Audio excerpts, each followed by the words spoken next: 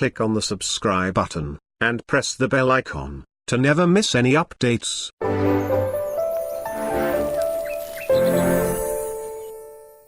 Ya Nabi Salam Alayka, Ya Rasul Salam.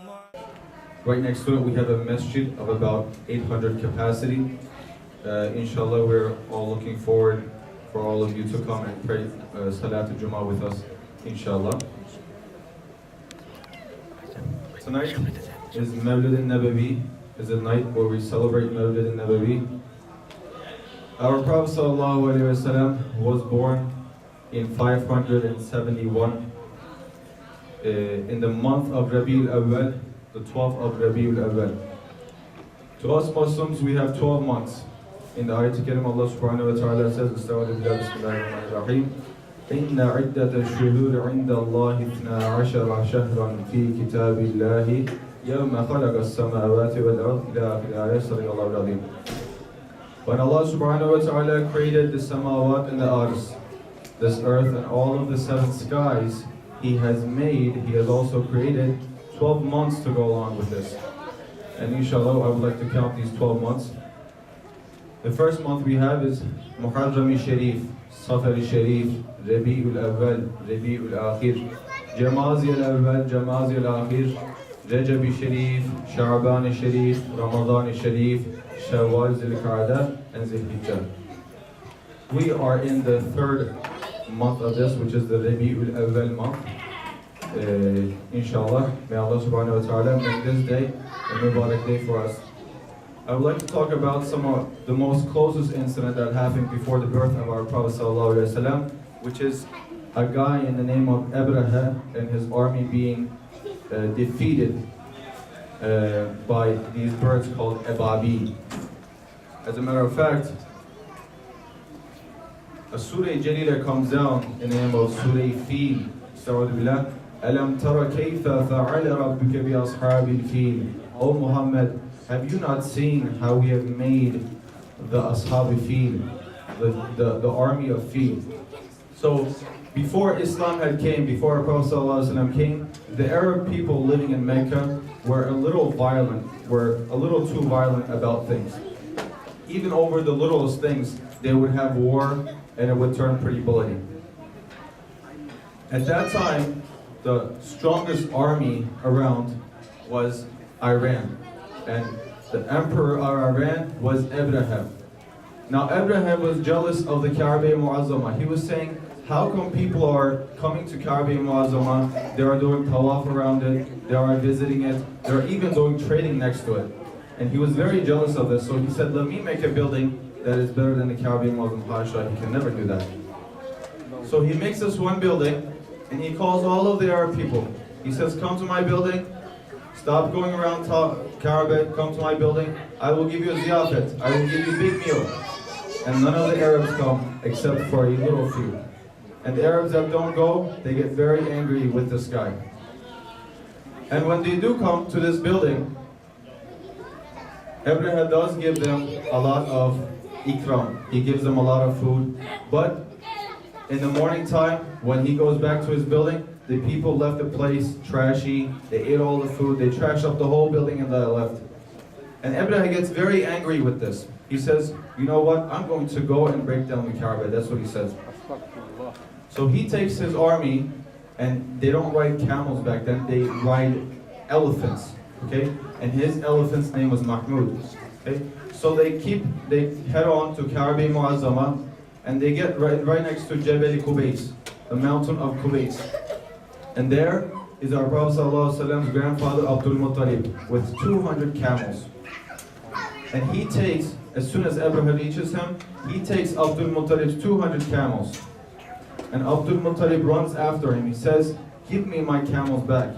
Abraham makes fun of him saying, I thought you were going to beg me to not attack Kaaba. That's what he says to him. Now Abdul Muttalib gives a very great answer there. He says, the camel, the owner of the camels is me. So please give it back to me. As for Kaaba Mu'azzama, the owner of Kaaba, the owner of Baytullah is Allah subhanahu wa ta'ala, and He knows how to protect His house. So then Abraha gets shaken by this. He gets a fear inside of him, and he quickly gives all of the camels back. Abdul Muttalib runs to Kaaba al-Mu'azzama, and in front of Baytullah, he cries out, he begs to Allah. He says, "Oh Allah, this enemy has came to take down the Kaaba al-Mu'azzama. You are the owner of this house. Please protect it." And Allah subhanahu wa ta'ala accepts Abdul Muttalib's dua. And he sends from the skies these birds called ababil. And each one of these birds are carrying rocks that are melted in fire. They were carrying it onto their mouths and from their hands.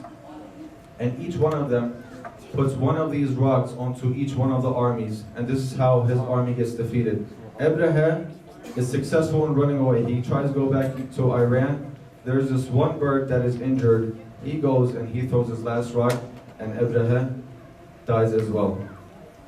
And that is the most recent incident before our Prophet ﷺ's birth. When our Prophet ﷺ was born, Hazrat Amina had no blood when she was giving birth to our Prophet ﷺ. Our Prophet ﷺ was born circumcised. When our Prophet ﷺ was born, there was a lot of miracles that happened even in Kaaba al-Mu'azzama. There was the people of Mecca, the Arab people back then, used to worship idols. And these idols that they worshiped, the most beautiful ones, they used to put these idols on top of the Kaaba. Okay? On the night that our Prophet ﷺ was born, all of these idols had fell down. There was a lake called the Saba, the lake of Saba, that went drought, that people were saying would never go drought. There was this big fire that the people that worship the suns would do sajda, would prostrate to that. So there was this big fire that the people were worshipping against. And when our Prophet ﷺ was born, this fire dies out as well. So these were really big signs that the Nabi, the Khatam al-Nabiyyin, the last of all the Rasuls, had came down to earth. Our Prophet ﷺ, we're running out of time here, I have 3 minutes. The Prophet ﷺ gets the nickname Imam al-Nabiyyin, Imam al-Anbiya. He gets this nickname, but why does he get this? When our Prophet ﷺ goes to the night of Miraj, when he goes from Masjid al-Haram into Masjid al-Aqsa, on Masjid al-Aqsa he sees all of the souls of all of the other prophets, and they give salam to him. They say, "Salam ya Rasulallah." That's why they read this nazm here. And then he takes wudu and he makes a 2 rakat salat, and he becomes the imam. According to Ahl Sunnah, the people who become imam, there are stages on people who become imam first. First is the one who has the most taqwa. If all of the people are equal in taqwa, it's the one that has the best qiraat. If all of the people are musawi or equal in that as well, it's the one that who knows the sunnah as-saniyah the best. If all of those are equal, then it is the person that is the oldest. But going back to the first one who has the most taqwa. Our Prophet ﷺ, why was he imam? Meaning that he had the most taqwa out of all of the other prophets. See, all of the other prophets even made dua to be from the ummah of Prophet Muhammad Mustafa sallallahu alayhi wa sallam. Even Isa alayhi salam. In the Injil, it has said that a prophet in the name of Ahmed was going to come. He was going to have a cloud following him all of the time. He was going to have a lot of ashab ikram, and he was going to defeat the enemies in Uhud, in Badr. All of these signs were written in Injil, but the mushriks were too stubborn. They didn't want our prophet coming from the Arab people. They wanted it coming from themselves. That's why they were stubborn and they were not able to believe. Our Prophet ﷺ is the biggest amongst all of the other prophets. We love all of our prophets. Alayhim as-salawatu was-salam. Isa alayhi salam, Musa alayhi salam, Ibrahim alayhi salam. Even in our Prophet ﷺ goes back to Ibrahim alayhi salam's blood. Our Prophet ﷺ's father, Abdullah, is from the Hashim, the sons of Hashim. And if you trace back the sons of Hashim, it goes back to Ibrahim alayhi salam. Our Prophet ﷺ's mother, Aminah, also if you trace back her generation, her blood goes back to Ibrahim alayhi salam. So that's why we are from the dhurriyyat of Ibrahim alayhi salam. I would like to read this one last ayat from Surah Saf. Our brother read in Salat al-Maghrib as well. This, forget the ayat number, but it's on the second page. وَإِذْ قَالَ عِيسَى بْنُ مَرْيَمَ When the son of Mary said to whom? Ya Bani Israel, he said, O the sons of Israel, Anni Rasulullah ilaykum. Indeed, I am a Rasul that was sent to you guys. But why was he sent? مُصَدِّقًا لِمَا بَيْنَ يَدَيَّ مِنَ التَّوْرَاتِ To confirm what has come before me, which is the book of Tawrat. Why else did he come? وَمُبَشِّرًا بِرَسُولٍ يَأْتِي مِنْ بَعْدِ اسْمُهُ أَحْمَدٍ I have also come to tell you guys, to give you guys glad tidings, to give you guys very good news of a prophet, Ismuhu Ahmad. His name will be Ahmad, that will come after me. So even Isa alayhi salam, Musa alayhi salam, the prophets before that had news about our Prophet sallallahu alaihi wasallam coming to this earth. Even Adam alayhi salam, even the first prophet had this news.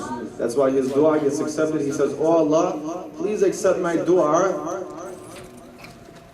for the sake of Muhammad. I saw his name in the Lawh Mahfuz. His name was written right next to your name. It said, La ilaha illallah, Muhammadur Rasulullah. Please accept my dua for the sake of him. So even Adam alayhi salam knew about our Prophet sallallahu alayhi wa sallam. فَلَمَّا جَاءَهُمْ بِالْبَيِّنَاتِ But when our Prophet ﷺ came them with clear signs, he came them with the Quran Kareem, قَالُوا هَذَا سِحْرٌ مُبِينٌ They said, this is big, such a big magic, they said. They didn't want to believe in it. The mushriks didn't want to believe in it. May Allah subhanahu wa ta'ala protect us from those mushriks. May Allah subhanahu wa ta'ala keep us in His right path. We always make dua in Surah Fatiha, Ihdina Sirata al-Mustaqim. Please guide us to the right path. May Allah subhanahu wa ta'ala make us be able to stay in the right path of our Prophet sallallahu alaihi wasallam, the Ashab Ikram, and Allah subhanahu wa ta'ala, inshallah. ITV, Call of Peace, Save Humanity.